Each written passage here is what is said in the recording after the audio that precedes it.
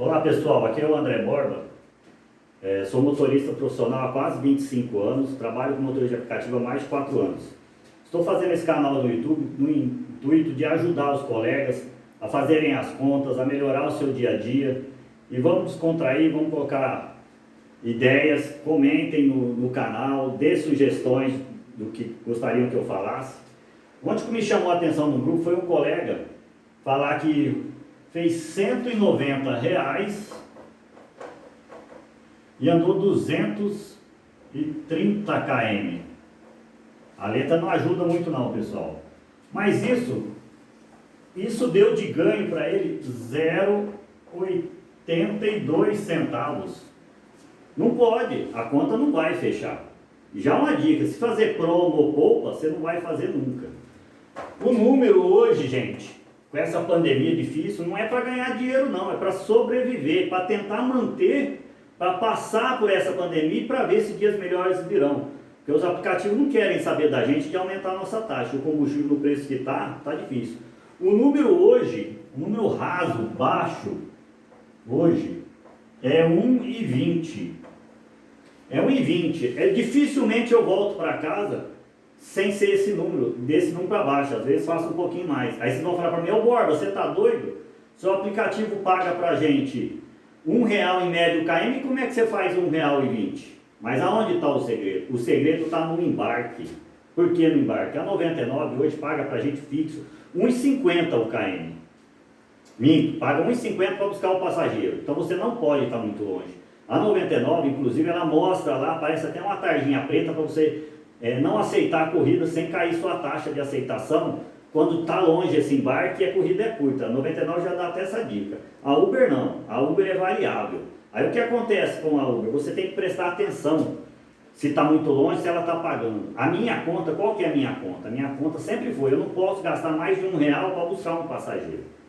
Então se a Uber está a 5 km e ela me pagou 4, eu vou gastar R$1, é da minha conta esse R$1. Só que para isso vocês também têm que saber quanto o seu carro gasta. O meu carro gasta 0,45 centavos hoje o quilômetro rodado.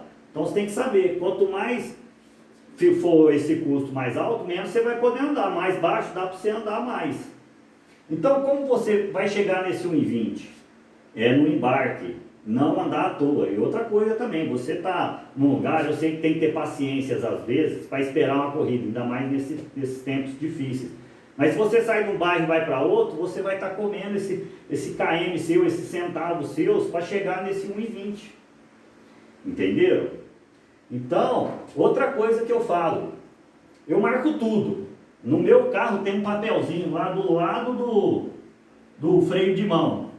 Gorjetas e particular.